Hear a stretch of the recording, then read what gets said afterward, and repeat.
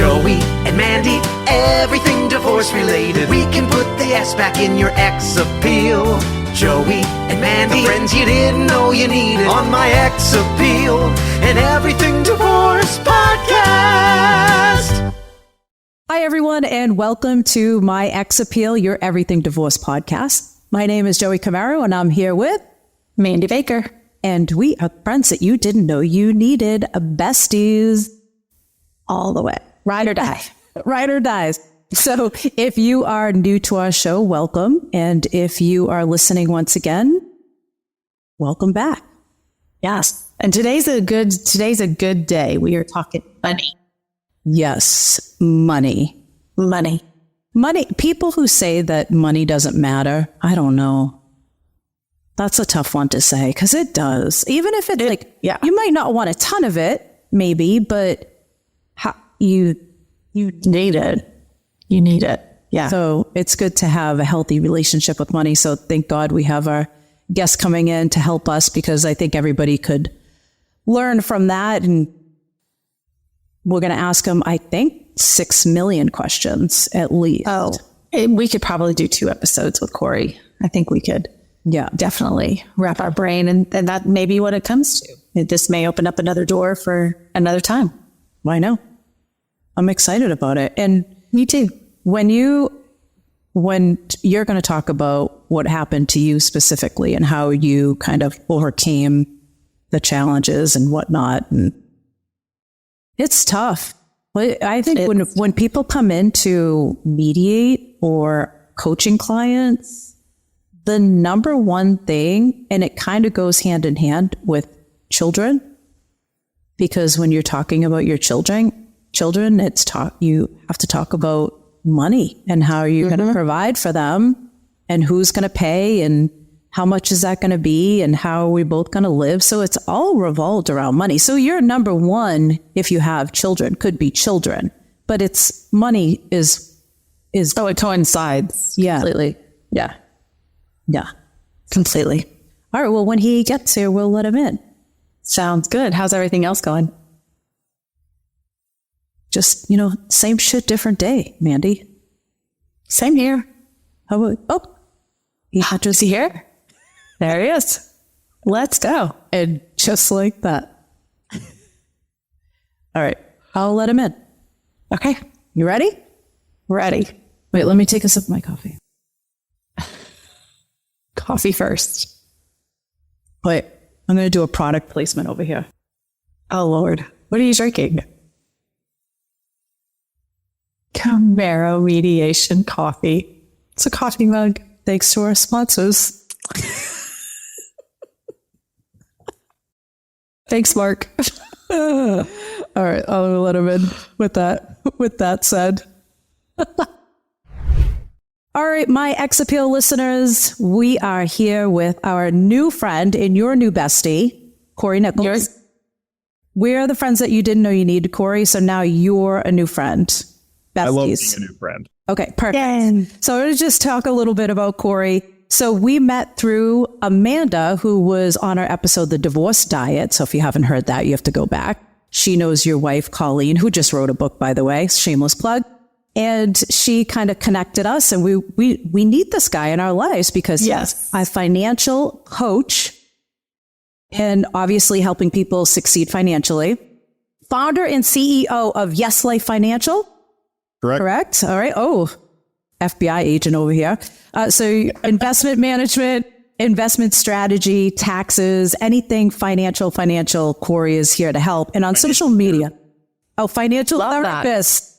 That is a saying. I love that. What we all need. Yeah, financial therapist. On social media, you can find him on social media, on Instagram. I love your videos. Mandy's been watching your videos as well.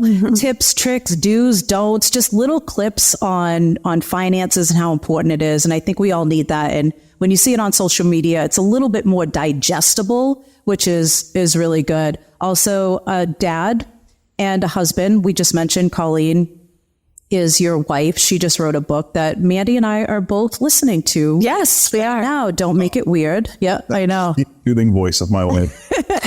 She's hilarious. So if you want to listen to a funny book, you want to listen to that book. So You can't say shameless plug though. It's not shameless for you. It's only isn't it? If I Oh, yeah. Well, That's true. well, we're connecting the dots, and then they'll go to her. Yeah. They'll go to her social media, and then back to yours, and then back to us. Everybody wins.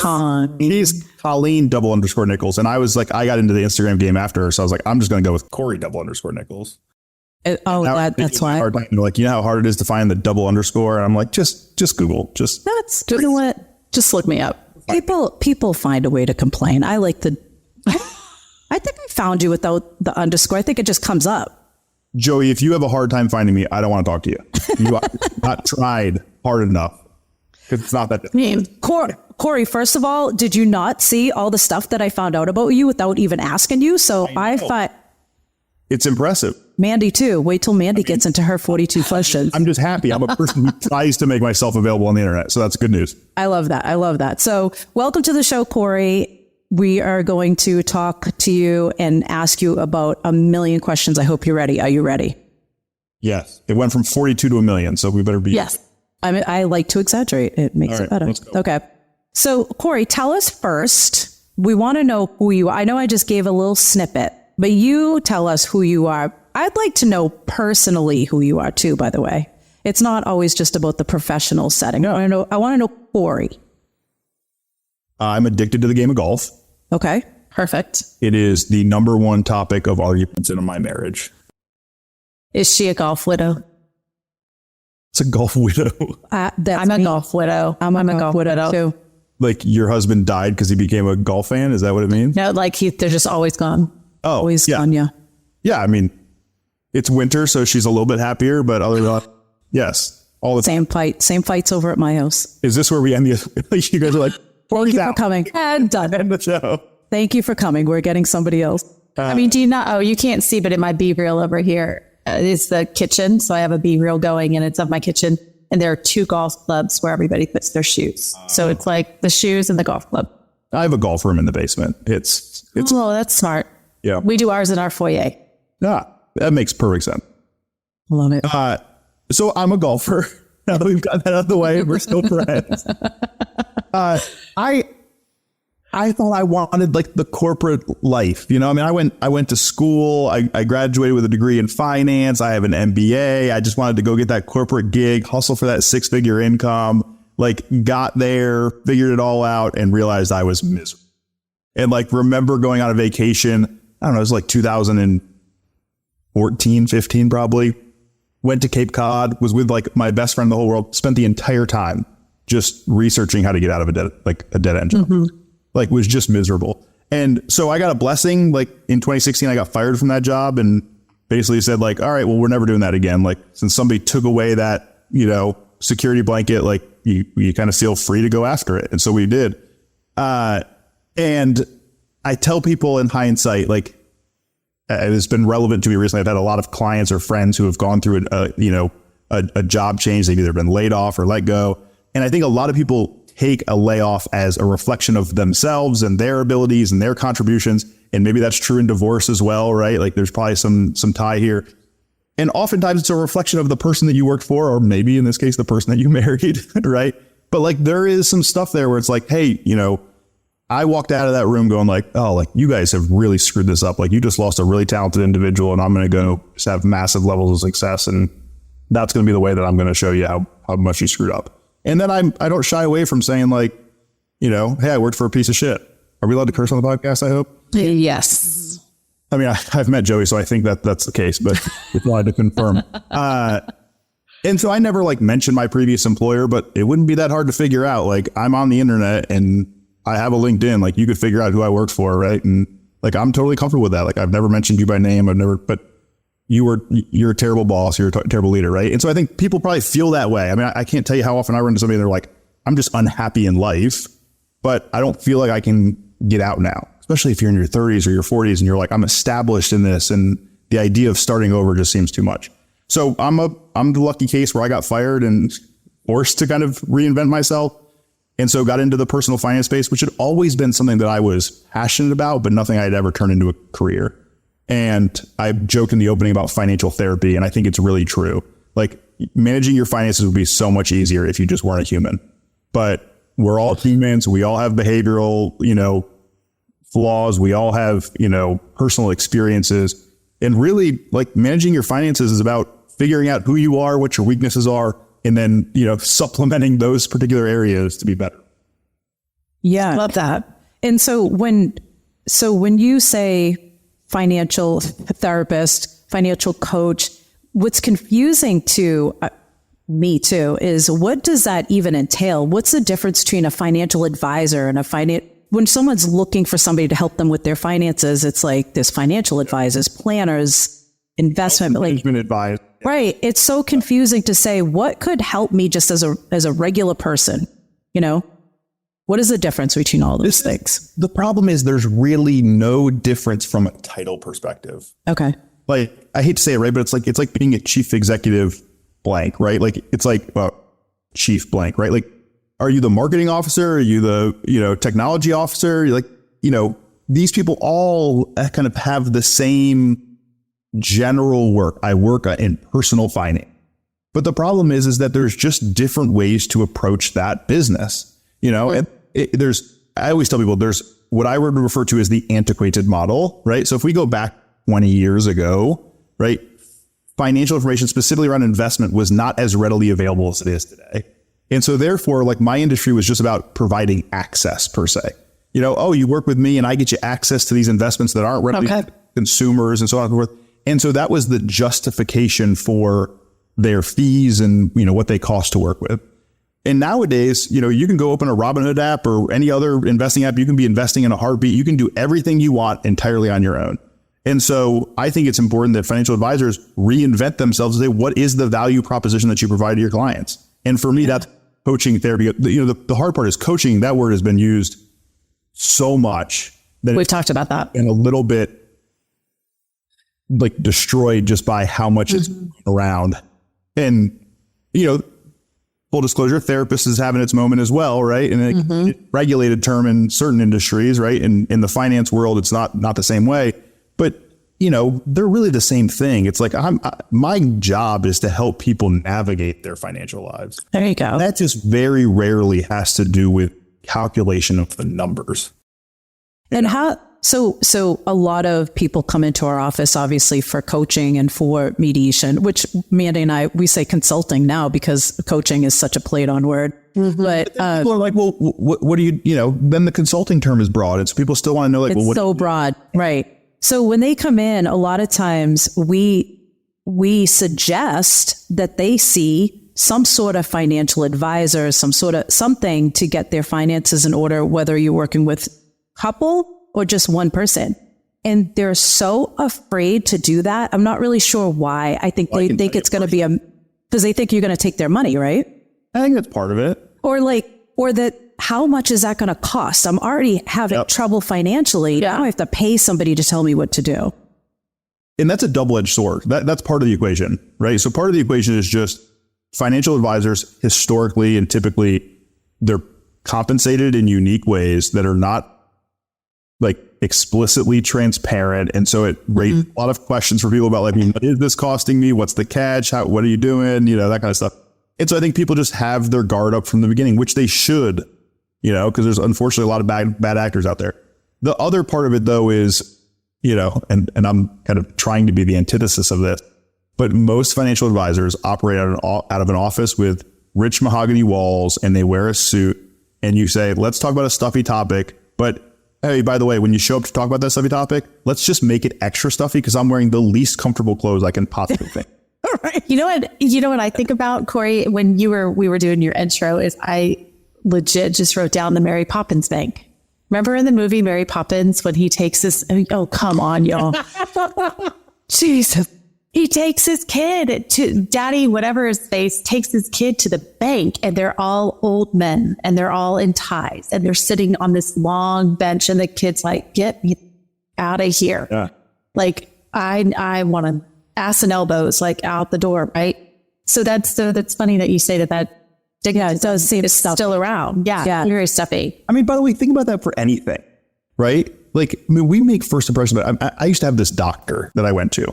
And his office had not been redesigned for at least 50 years. I mean, it was so antiquated, same furniture, kind of smelled dusty, you know. And the only reason I went there is because I could call him and he would get me into his office within like 2 hours. So it was just convenient.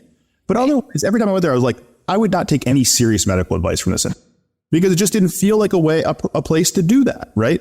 On the other end of the spectrum, it's like if you go into that financial advisor's office and it's, you know, the secretary sitting at the front and, you know, it's these like very like, you know, granite floors and you just feel like, oh, I have to be on my best behavior and I have to whisper and, you know, and It doesn't have to be like that. It shouldn't be like that. No. That's when you have that environment is most people just withhold information because they're like, oh, I don't want to be judged.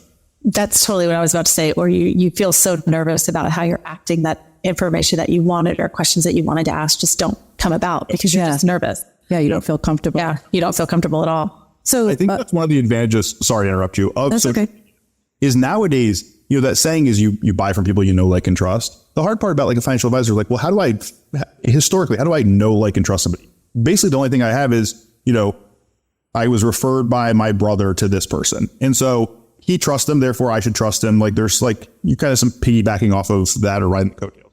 Well, nowadays, like go follow Cory on Instagram. You can follow me for the next year. You can see how I interact with my wife. You can see what I say, you know, and if you're like, you know what, I just don't like this guy. Well, you should not do work with me. Right. But I can point you another, you know, person who is in this business, who I trust, who does it well, who has a social media that they'll post, you know, their personal lives, and you can get to know them. right. No, I love that you said that too, because when I was stalking you on Instagram, you come across all these lists, right? Especially when you're going through divorce, you start to hear the word budget a lot more. You start to hear the word withholding a lot more. And so I came across the post and you said something about dating on a budget and I clicked it and there you guys were, y'all were laughing, drink in hand. And I was like, that's what people need to see is budget has such a negative connotation to it, but yet I don't know if you're on a budget, you got a drink in hand. Y'all are listening to a band. You're in a bar. Like, have fun with it. Yeah, have fun with it. Have fun. It's also, my point there was like, this is just so true. Typically, the most cost-effective places are also the most fun places. Yeah, that's what you're saying. Yeah. Not to say that I don't enjoy like a fine dining experience with my wife. Like we have fun, but it's not as like, it's not fun, right? Right. But the caption, we talked about our favorite date ever was during COVID. We went and literally just took like a cooler and parked in this random parking lot behind it. Love that. We don't need to talk about that. I'll probably go to jail for drinking in a parking lot. But like, it was COVID. You could basically do anything. We just sat out there with like our wine glasses and a cooler outdoor. It was like, this is great. Like you don't need the steakhouse and the staff and letting you taste the wine. Like, have you ever turned away a bottle of wine? You're like, yeah, it tastes great. Why do we do this? I have no idea what they mean when they have you taste it. I'm like, I don't know. I guess it's good. Yeah. Okay, that tastes like embarrassing. Was that the more affordable one on the budget? Yeah. Right. I was like, I guess. I don't know. So Cory, when you and I spoke, we had talked about how you were, you know, obviously this podcast is more for divorced women. So getting into that, I know some people have DM'd you and it's, you know, more divorce related. And that's kind of how Amanda said, oh, you should talk to Cory. So we just know from experience ourselves and experience from the couples that come in here, like we talked about, a lot of times a female just puts her faith in the other person for 30 years. They have no idea what their bills are. And then they're just hit in the face. And so, and a lot of times, here's this one too. A lot of times they don't leave because they are so financially strapped to the other person that they feel like they're going to leave with absolutely nothing. So they don't go and they stay in a toxic. I had a friend whose husband was an oral surgeon. So this guy made like $1 million a minute, right? And when she wanted to leave, he said, you came into this relationship in a paper bag and you're going to leave in a paper bag because I will hire the best lawyers to make sure you have nothing. Turned out not to be true because there's laws, but she's not as bougie. I mean, she was bougie rich, like, you know, he thought she had to have her new Mercedes every 6 months or so. So, you know, swapped out her Mercedes every 6 months, that type of rich. So she's not that anymore, but I can guarantee you she's 1,000,000 times happier. So I'm sure, I don't know if anybody's ever come to you with that, but it seems like that's the common theme with a lot of people. They stayed home with the kids. Now they can't leave. What are they going to do? Yeah. So I run into this a fair amount. I mean, I will, like, just to give you some insight. I mean, 85% of all my followers on Instagram are female. Right. And I gear my content fairly largely towards what I think will resonate with women. And the reason is the stereotype about men is true, right? Like, they could be as lost as can be, but I am not stopping at that convenience store to ask for directions. Like, I'm just not doing it. And they do the same thing with finances. They're like, oh, like, I don't really know what I'm doing, but like, I'm skating by. Like, somebody told me about this get rich quick scheme. And so I threw a bunch of money into that, and it bit me. And like, they're like, I didn't ask for help though. That'd be a sign of weakness, right? So I think the first thing for women is like, let's just shout out women for the fact that they are significantly more self-aware, and therefore recognize what their skills are and recognize where they can get some help. So that's the first thing is like, kudos to you guys. The second part of this is, you know, I have people come to me occasionally. They will say this. I think the problem becomes, Joey, is that they've gotten so frustrated because they've stuck around so long that they actually have lost the desire to fight about it anymore. Yeah. Much more willing to just like, just get me the hell out of here. Even if starting over at 50 with nothing, that's a better alternative to me. You know, and we're fighting that a little bit because, like, look, like, you don't have, it's not one or the other. Like, you can get the hell out and restart, and you can do it without like setting yourself up for a really, really, really hard process of digging out of that hole. Yeah, I read some research that said that the silver divorces now, the divorces that are happening to 55 and up, that the statistics are you lose over 45% of your wealth, both parties. So even though it's true that we split no matter what age you get divorced, but the fact that everything is built up and they're looking for retirement, well, now they can't retire anymore because they've just lost half. And so the lifestyle changes are also scary. I had a friend tell me, there were 4 of us in college and 2 of us are divorced, and 2, I'm not going to speak to the other people's marriages, but, I don't even know if I want to say it because she might listen, but she told another friend of ours that poor looked bad on me. And she was like, I don't think I'll ever get divorced because poor looks bad on me. And I was like, fuck off. Oh, she said poor looked bad on you. Oh, yeah. I was like, I thought on me. I thought you were saying about herself. No, on me. And I was like, fuck off. Yeah, like, yeah, fuck you, seriously. Fuck off. You know, like, and so now I'm in a way better place, happier than I could ever be. And so it's except for the golf thing. We could get rid of the golf. Oh no, I don't mind because I actually love golf. I actually love golf. I don't. I do. Joey, cut that mic, please. Mute her. This is my face. You've been, how many hours does it take to go? We don't need to talk about it. Yeah. But anyway. We don't talk about it. Anyway. Mandy, I don't know your financial situation, but whatever it is, it looks good on you. Well, thank you. I worked really hard for my financial situation, actually. So obviously, to know what you're talking about. Yeah, because I think a lot of times now time has gone by. It's not the 50s anymore. You don't just stay with your spouse because, and I think now women are starting to realize, I know some people, like you said, Cory, where they should fight a little bit more, but then sometimes it's what's your price of peace? Like what are you willing to give up and walk away with just for peace and quiet and to move on with your life? And I think finally women are saying, I can figure this out. I just got to go because my mental health is way more important than if somebody thinks poor looks good on me, you know? So Joey, you just mean just leaving the marriage altogether. You don't mean fighting when it comes to fighting. They don't even leave, Cory. They're afraid to go because they think I guess some people, and by the way, P.S., let's do a disclaimer here. We're not giving any legal advice at all. No legal advice. Or financial advice. For educational purposes only. Yes. These are our opinions. That's what I say. Yeah.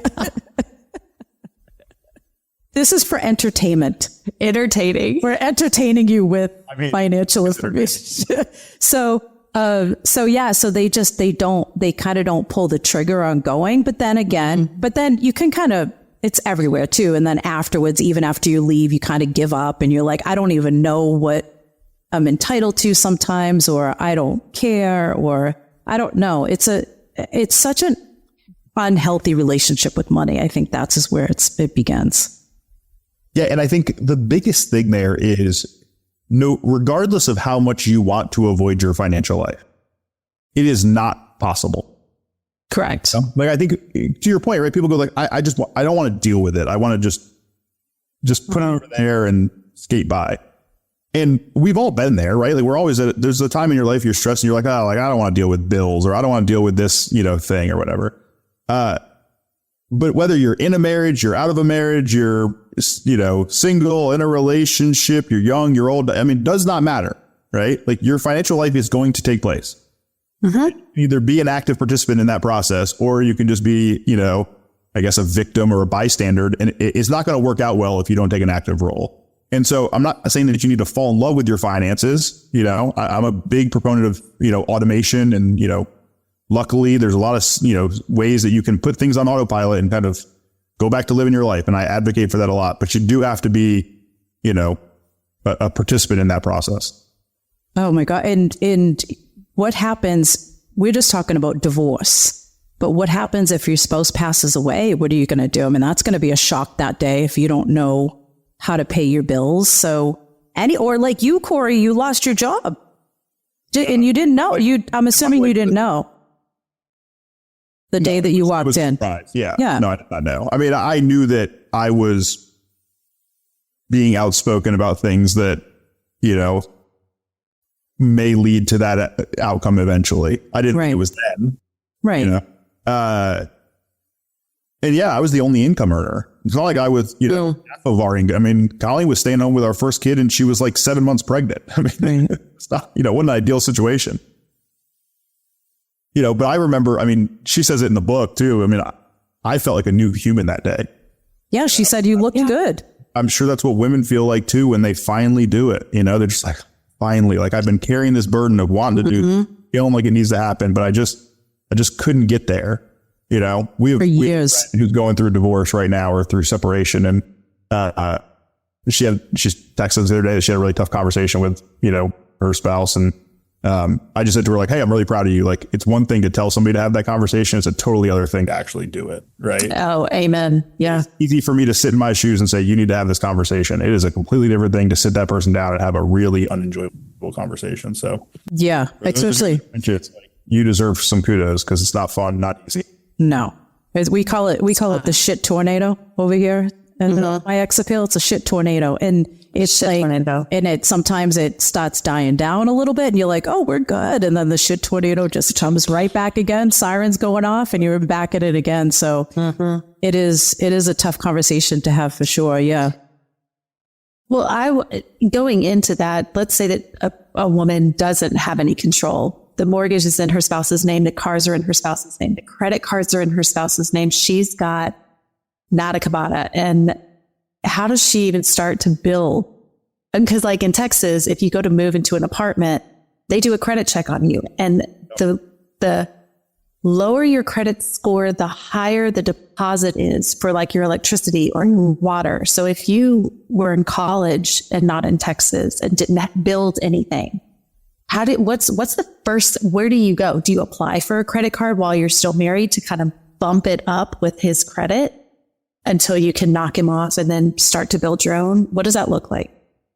So just to make sure I give you the right answer, are we going to just talk about, we're already at the place we're separated, what do I do now? Or yeah, we're gone. Oh, so you can open a credit card. There are a lot of like entry level credit cards that are going to be, you're going to get approved with very little credit, right? So the difference there is you typically get approved with a very small limit. So it might be like the credit card has a $300 limit on it. Oh, right? wow. And then it'll increase. Now, here's the thing you need to know. It does not matter from a credit building perspective whether your limit is 22,000 or it's 300. Like, it counts the same either way. The only thing that's different from a credit perspective is what's called your utilization rate. So that is how much of your available credit you use. Now you want below 10%. Now that's easy to keep it below 10% if you have a $22,000 limit, because that means you can spend $2,000 and you're still fine. On a $300 limit, it means as soon as you spent $30, right? Like, you're already at you're there. So it's a harder equation when you have a small limit. But in reality, if all you're trying to do is build credit, right, is go ahead, open the credit card, make one Starbucks purchase on it, right, pay it off, make one Starbucks purchase, pay it off, and just keep doing that on repeat. And you'll notice like if you have no credit history, you'll notice a pretty big increase pretty quickly because they're just trying to get some idea about like, who is this individual? Are they at least somewhat responsible? Right. And then the rest of the stuff is going to be much longer term, meaning, the age of your credit history and how long is your oldest account and, those types of things. You're not going to have any choice but to just trudge through the shit tornado. Yeah. I mean, I always go back to Redemption when he's crawling through that tube of. Oh, yeah. Yep. Like you got to have confidence that thing empties into a tree because you probably can't see the opening, but it'll happen. So that's what I would say. Open up that credit card. The other thing is a couple of things. So I'm a big fan of Credit Karma app on your phone. Will give you a free credit score, gives you the indicators, will give you a good idea. Like, would I say it's gospel? No, by no means. If you ever apply for, something, you're going to see that your credit score is different, but at least gives you an idea about where you are and where you can focus your energy. And then the second part is if you've been out of the loop, you can create an account on the IRS website and then you can download from that your tax transcript. So let's just say like for a minute, you've been excluded from your, financial lives house historically, right? I assume you're still filing jointly. I mean, it was in your spouse's best interest to take your standard deduction if, you're married and not generating income. So you're filing jointly because that's what was advantageous. If you go in, you can download your tax transcript, which will include, back, oh, interesting. On your income for every single year and, what was tax like and so on and so forth, even down to the deductions. And I'm pretty sure you could do that without your spouse ever knowing. Like it's not going to notify the person you co-filed with that you created an IRS login. Because your name's on it and it's legally yours as well, right? And for yourself, right? So it's going to say like, hey, Cory Nichols, Cory's social, his date of birth. It's going to give you your information. It's not going to be like, hey, Colleen, Cory created an account on the IRS.gov website. Right. No one's going to tell you. Check it out. I'm like, That's a great place to start.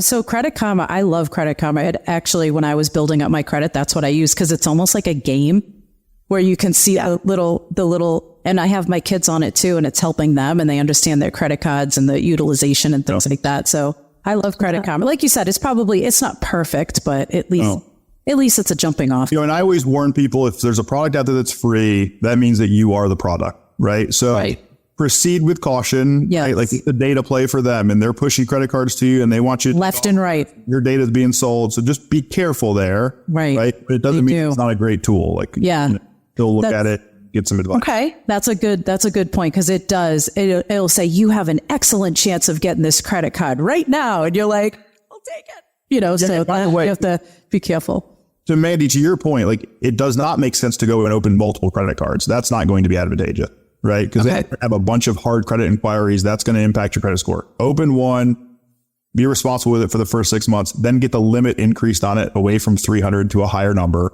Right? And then maybe another 6 months down the road, you get the limit increased again and you open a new account. Right? Okay. You could get the limit up to, let's say, 5,000. Well, now you've got a little bit more wiggle room. You can do some spending on there without impacting your utilization rate. And you can start to, open another card and start to kind of snowball that from a credit building perspective. Okay. Go ahead, Joey. I was going to say too, some women leave with a good chunk of change, maybe not millions of dollars, but maybe they sold the house and they got the equity or whatever. And they have a little bit of money too. They just go to the bank and throw it in their checking account. And the banks, they're kind of weird too when you go to the bank and they see you deposit all this money because now they're telling you what you should do with your money. And it's super confusing. So at that point, I feel like that would be a good time to see someone like you to say, what do I do with all this money for my future? Yeah. Yeah. I think look, I'm always going to advocate for getting a professional involved and just for guidance. And, that means asking questions and getting questions answered. Right. I mean, my clients will text me at, 9:00 at night, like, hey, like this thing popped up and I just saw this article and I'm interested to know what your take is on it. Right. And I'm like, yeah, absolutely. Like I'm willing to give you my 2 cents. Like that's what I'm here for.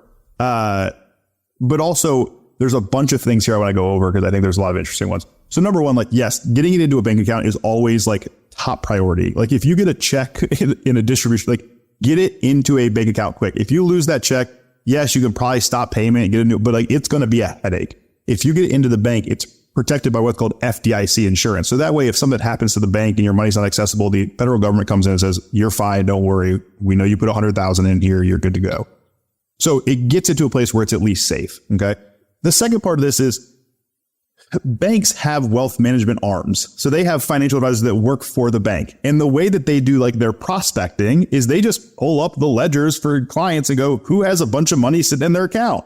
Like, go call those people, right? So if you just got this, like, I don't know if settlement's the right term, right? But you just got this lump sum of money from the end of the divorce, you deposited, you're going to start getting calls from the bankers going like, hey, like, would you like to schedule a meeting with our wealth management person? And like, potentially, but the problem is like oftentimes those people are incentivized to sell you some sort of product, put you into a mutual fund, put you into an insurance product. Like that's how they generate their income. So they're just more inclined to push you that direction, right? Like you really want a fee only fiduciary advisor, which means you're probably going to have to go outside of, you know, a traditional banking model. And then the last part of this is, and this is true for people who get inheritances. It's true for people in this situation. If you haven't been managing your finances historically and you just get this lump sum of money, and let's say you do pick up a job, but your job doesn't quite make ends meet, what ends up happening is people overspend a little bit in the first month. And it's like, well, it's not really that big of a deal. I borrow from the, you know, lump sum and I clean up everything and we're good to go. And then they do it again and again and again.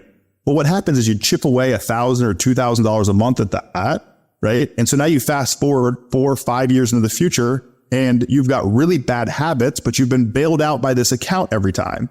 Well, now that account's gone and I just keep having bad habit. And all of a sudden I wake up and I go like, hey, I started building my credit 5 years ago. Now I've got $25,000 of credit limit. And when I didn't have that to bail myself out, I used the credit card to bail myself out. And now I got $25,000 of credit card debt and I'm up to my eyeballs and now I'm struggling. Right. So it's important to not wait. Right. People go like, oh, I got it. I'm feeling good right now. Yeah, that's the time to do things. Right. Like, don't wait until you're like, oh, no, I'm in a tough situation. Now I need help. Okay.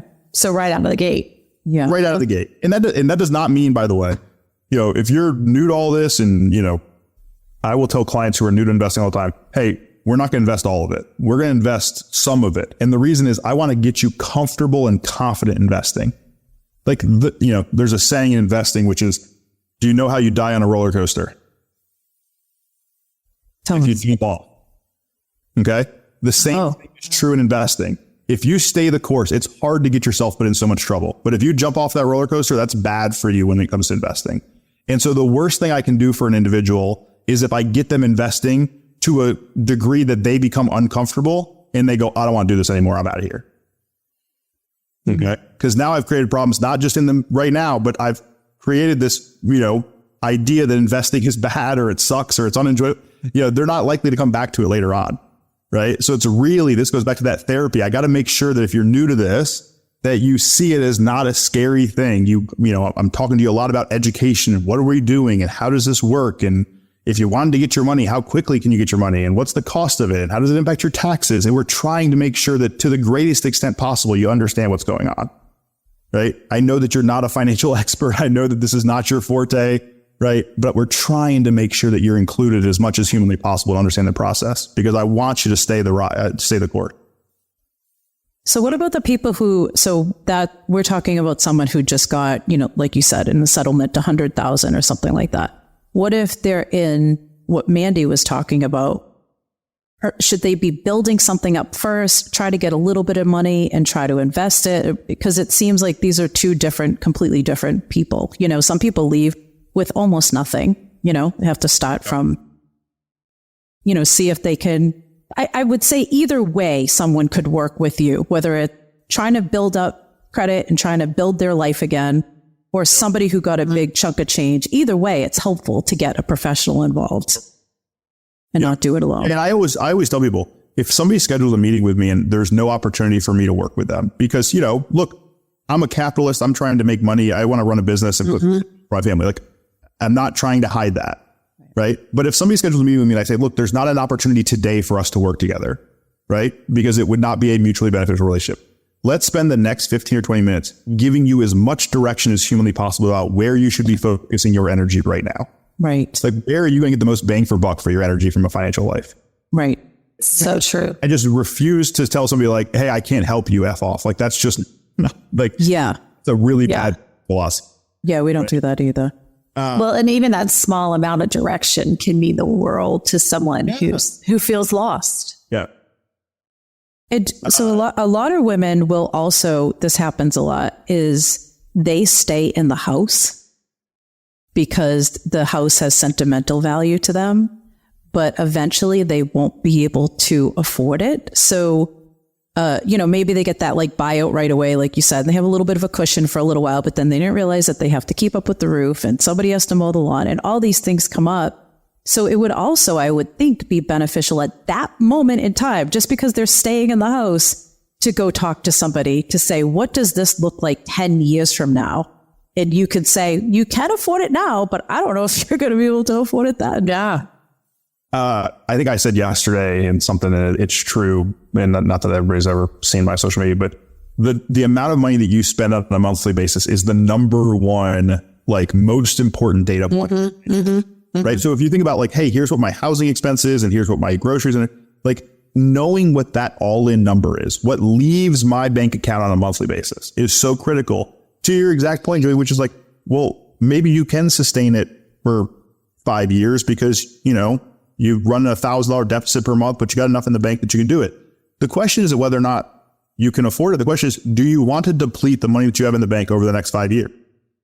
And I can't make that decision for a client. I mean, I had a conversation with a client the other day who told me, she's retired, she's older, and she said, I want to go on this cruise that's like a month-long world cruise. It costs $75,000. Can I do it? And my response was to her, if you do that, this is the age that you run out of money. The question you got to ask yourself is, are you prepared to run out of money at that age?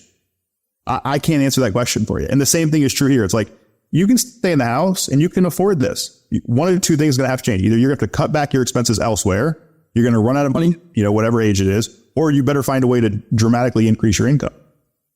Right. So you just have to have a plan, no matter what. You don't have to take away things as long as you have a plan in the end. You might have to take away things. I think it's important that people take, that they choose the priorities in their financial life. I don't think a financial advisor should ever tell a client how to spend their money. It's just not, like, if I told anybody how to spend my money, it would be because I put my values into their life. Tithing is a really easy example about this. There are people who are, really strong Christian faith who tithe their money. And there are people who think that tithing is an absurd concept and would never give 10% of their money to the church. Right? Well, neither one of those people is wrong. Right? Like, people over here get value out of giving 10% of their money to the church because that's what their belief system is. And this person over here who doesn't tithe, doesn't give 10%, and they get the most value out of their money. Right. And so it's important that, an individual says, well, Mandy, what is your value? How, you got X number of dollars to spend every month. You should cut out the things that you get the least value from, and you continue to spend your money on the things that you get the most value from. If you love Starbucks every morning, there are plenty of people who tell you that Starbucks is a waste of money and you're screwing yourself financially. If you want to cut out, I'm going to have a roommate and they pay $700 a month in rent, but I want to get my Starbucks, have at it. That was your prerogative as an individual, right? Yeah, I agree. It's your value of happiness. Yeah, it's really making sure that you're aligning your expenses with your own values. Yeah. No, that makes complete sense because it's all about, and it all goes back to what you make too, because you can still, money's going to be spent. You don't just inherit or get money in a divorce and sit on it. Like, you have to live. So money's going to be spent. So how do you continue to make money? What's your value of $1? How much do you make an hour? Is that worth your time? Right? So time and money as well. I think also, though, along those lines, so many people say I have an income problem. Like, my problems would be fixed if I just had more income. And it's just not true. I can't tell you how many times I've seen somebody who they'll be making, like, as a household, they'll be making $250,000. Right. And and they're like barely scraping by. And I'll say to them, like, let's go back 15 years ago. How much income were you earning 15 years ago? And they were like, oh, like, I don't remember exactly. And I'm like, yeah, I don't expect you to know exactly. But, like, generally speaking, and they're like, oh, like, I was probably making like 65 or 70 and he was making like 50. And I'm like, so you were making like $1.20. You're making half of what you make today. Mm-hmm. Do you feel the same, more broke, more rich as you did 15 years? And they're like, oh, we feel more broke. And I'm like, so you have doubled your income and yet you don't feel any better off financially. Like income is just not unless you can like 2x your income in like 6 months, like income is not going to be the solution to your problem. You know? No, it's how you manage it. And a lot of people, my story with divorce, Cory, is I paid for 2 lawyers. My ex also took me to court twice. And this is all within the first like year and a half of the divorce. So I was out in cash, and this is going to blow your mind. I was out in cash probably enough for an entire university for one of my kids. Like I've already paid for college for one of my kids just to get divorced. And we didn't have anything. There was no estate. There was no boat. There was no cars. There was nothing, right? It was just to get out. But I guess my point is that I didn't go into debt over it. Like I'm free and clear. I'm cashed out, but there was major adjustments in my life to be able to do that, right? Like any extra income that came in, anything from taxes went straight to the lawyer. Any extra bonuses went straight to the lawyer. There was no spending. And so that adjustment for a second meant the world, because now I'm like, I have no credit card debt and it feels damn good. Yeah. It feels really good. Like you had a decision made up in your mind that you refused to use debt to pay for that. And absolutely. And you held that line. So many people are just so quick to go like, oh, like I'll just use the credit card to pay for that. Now, that's not to say I didn't use a credit card. That's a problem for future me. Yeah, exactly. But it's not to say I didn't use a credit card, but I was smart in how I used it. Like my bank had, if you spend, I don't know, $3,000 in the first 90 days, we'll give you $900 in rewards. And I was like, sweet, that's $900 off top. I'm going to put the $3,000, take the $900 off. Now I only owe $2,100, and I'll pay that off with no, zero interest for a year. So it's not to say I didn't use credit to my advantage. It definitely did. But I had to be super conscious about it because I had 2 kids to raise. So this is more just like me being curious, and we don't have to go down this path now, but where you can't just, not one party can divorce. You have to have both parties authorize the divorce. Yes. How is that true in? I think it's well, I mean, I don't understand he had to agree to the divorce. I couldn't just divorce. Well, Mandy had lawyers battling. I had lawyers battling out. But not about just being separated? Yes, it was a mess. It was a mess. I'm not intelligent on this topic, so. I'm not either. I'm just out of it. So I'm not a lawyer. So most people, when they get a divorce, they each have to hire a lawyer. And that right away is going to deplete each of them at least $5,000 to $10,000 just for the retainer. So a lot of couples are going into their divorce in debt already, and then more in debt to the lawyers in the process. And it can take years. And every time you see that lawyer, if you eat away at that $5,000 or $10,000 retainer, now they're charging $350 an hour.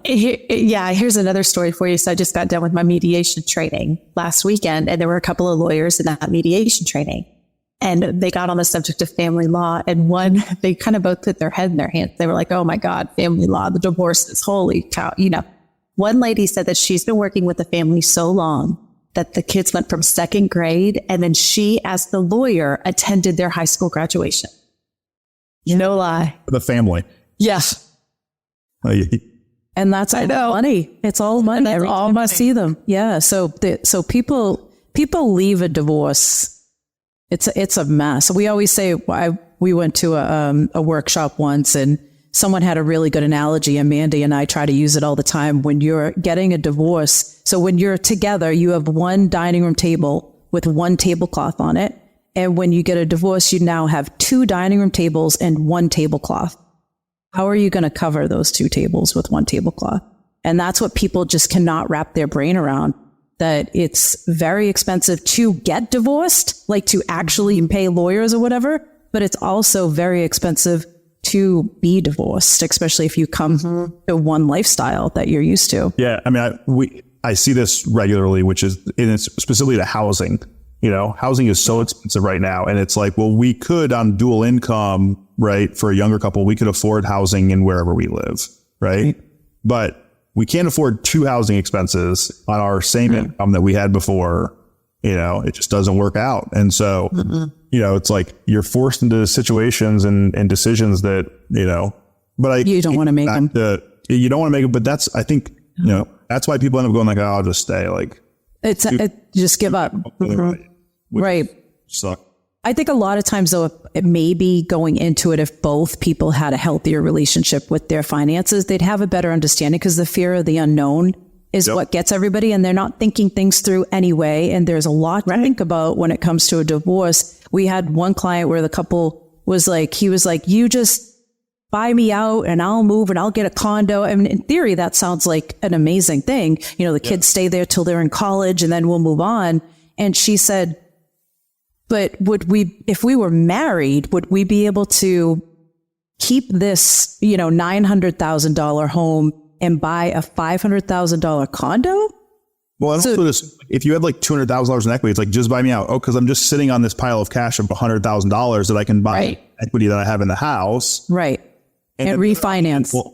Well, then the problem with the refinance, I mean, even worse with interest rates, what they've done, but it's like, well, now even if I was interest rate the same, I'm refinancing $100,000 more, which means my monthly payment's going to go up. Like, exactly. It's just, I understand that. I mean, this is my frustration with pretty much every piece of financial advice that's out there. It's like, here's this like super simple concept that'll make you a billionaire. And it's like, except for like, there's not that many billionaires in the world. So clearly this doesn't work. Right. I saw somebody the other day saying they were like, it was like a 15-year-old who was the child of a financial celebrity. That's all I'll say. And she was like, yeah, my dad has me on his payroll and I make $60,000 and I'm going to invest it. And this piece of real estate's going to double in value every year. Blah, blah. And I was like, if that was the case, when she turns 25 in 10 years, she'd be worth like $13 trillion. Like, we don't have a single trillionaire in the world. She thinks the first one 10 years from now, I saw, to give you perspective, I think you've probably seen this, but like 1 million seconds is like 11 days. 1 billion seconds is like 36 years. Really? 1 trillion seconds is like 36,000 years. Oh, tough math, Cory. That was too much. Yeah. But just think, that's a long time. Yeah, that's a lot. Yeah, big difference. A difference between $1 million and $1 billion. You have $1 million, 11 seconds. $1 billion is 36 years. It's a lot more. So give perspective on the difference between $1 million and $1 billion. Yeah, it's I think for most people, though, coming into this, it's like not a one size fits all. Everybody that, is probably listening or watching, your situation can be wildly different from anything that we've even talked about. So that's why professionals come in. They're involved, because if you go through this alone, which most people do, and I know how you said in the beginning of the episode, Cory, about how men don't ask for directions, but women can be very stubborn as well. And they want to go through things alone. They don't want to ask for help because it's embarrassing, or, going through a divorce can be, for some weird reason, divorce is embarrassing. It's very private and you don't want to talk about it. So you kind of go through it alone and you see what happens and you roll the dice on your life. Yeah, you don't want to do that. And you want to be as honest as possible, because if you're one to get your lashes done or your nails done or your hair done all the time and you don't put that down, now you're just being stupid, because that is part of your expenses. You have to put that down. Yeah. You have to see everything. The big thing, I'll give some advice for people who, if you're going through the situation and you contact a financial advisor, let's say it was somebody who was referred to you by a family member or somebody you love, you knew that you have a relationship with, just ask them when you meet them the very first time, how do you get paid? That's a good question too. Yeah. Just listen, right? And like, they should tell you how they get paid. And if there's a lot of explanation to go on about how they get paid, then you should start to become more and more concerned. And then if it sounds too good to be true, then it probably is. And what I mean by that, a lot of times people say like, well, I get paid a commission by, the insurance company, but it doesn't change the cost to you at all. So my services are completely free. Well, that's not true when it comes to your, financial products. What happens is that you're eroding your money's, work for you, towards whatever that person is being, paid. So just, ask that question. It'll lead you a lot as far as, where they're going. And then ask, what do you do for your clients? And if they say, oh, we manage your money for you. I'd run away from that relationship. You know, Right. I mean, I manage money for people too, but I would never tell somebody that what I do for clients is manage their money. Right. You know, my role as a financial advisor, in my opinion, is to help manage you. You know, it's to help you navigate your financial life. Does that mean that I manage your investments? Yep, it sure does. And where do I make my money from fees from your investments? Yep, I sure do. Right. But that's the least of what we're talking about typically. We are oftentimes talking about what you got going on in the next 12 months. How are you doing as a human being? You know, what changes do you see coming down the pipeline? What things are you stressed about? You know, Team effort. we're having. We, No, I love that. we work with attorneys as often as possible because they write our separation agreements for us because we're not attorneys. But we actually just spoke with an attorney recently, and he was one of the more human ones, which is always nice. And he had said, you know, he was fighting with another attorney over a divorce. He was representing one client and the other attorney was. So they were going back and forth. And the other attorney said, "Why are you getting so upset? You're acting like it's your money." And he was like, "This is my client's life. Like, yes, I'm going to act like it's my money." So that's the type of, so I love that because that's the type of person he is. And I would much rather that person. Oh, yeah. I'm pretty sure all attorneys have to agree to a fiduciary standard. Oh, yeah. Oh, for sure. Then the clients, and then he says, "It's not my money. Why do I care?" Right. Yeah. I think the warm and fuzzies. I know. Well, You and know who wouldn't say that is a female attorney, by the way. Well, maybe. yeah. That's debatable, Cory. Well, and Cory, I love the Debate. Let's debate. I don't care if I'm right or wrong. Just don't disagree with me, Joey. You're the guest. I'm sorry. Yes, you're so right. Yeah. That's so funny. Yeah. So yeah, I think that, Mandy, do you have any other questions before we? No, well, I was just going to say, Cory, thank you for saying that because I fell in with a financial advisor when I was working in the corporate world. And he took hold of my IRAs and my 401k. And then when he found out I was going through a divorce, I don't know if I'd mentioned it on the phone with him or in an email or something, but he immediately called me and he was like, "How much debt do you have? How are we going to get out of this? We're going to use your IRA. We're going to pay off your debt immediately when you settle all this. Make sure in your mediation that you leave with only your debt and not his." And I was like, "Okay, check. Got it. And I luckily fell into being furloughed over COVID. And so when he found out I was furloughed, he called and he was like, "I'm transferring X amount into your checking account today. You're going to pay off your credit cards and you're going to be just fine." And I was like, thank God. Yeah. I mean, you know, that's like the thing, you know, you look for those strategic opportunities. You know? Yeah. So thank you for being such an advocate for women because it's scary when you're going through a divorce and then you have all the fears as a woman of not knowing about money. And then here you are, gentlemen, dealing with money and they're going through so much on the other end with their ex-husbands. And they're like, "I don't know if I can trust guys." Like I don't blame at that point, all men are shit, right? Just in that moment in their life. And so a lot of times. So thank you for being such an advocate for those going through a hard time. I married a very strong-willed woman. And so if I had any other view, I probably wouldn't survive very long. Off with his head. But she wouldn't make it. But she wouldn't make it weird. No, yeah. But she'd be like, "I'm putting you on blast for the entire internet to know." Right. Exactly. Exactly. Like straight to the Instagram. But you know, it's one of those things. It's so weird. I just don't understand that philosophy. You know, I mean, I'm also a person though that thinks that, you know, one person doesn't have to lose for the other person to win. Yeah. Like, right.